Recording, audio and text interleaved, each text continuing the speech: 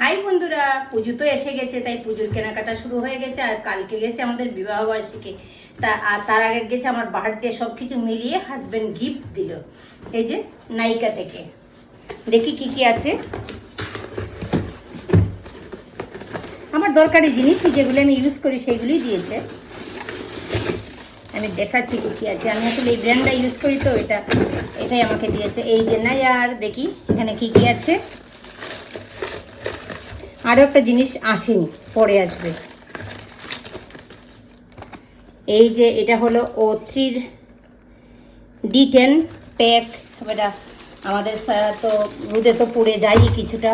আর এদিকে আছে, ও বাবা, স্কার্ফ আছে, মাস্ক আছে, আর আছে সানস্ক্রিন, আর এইটা আছে ডে ক্রিম।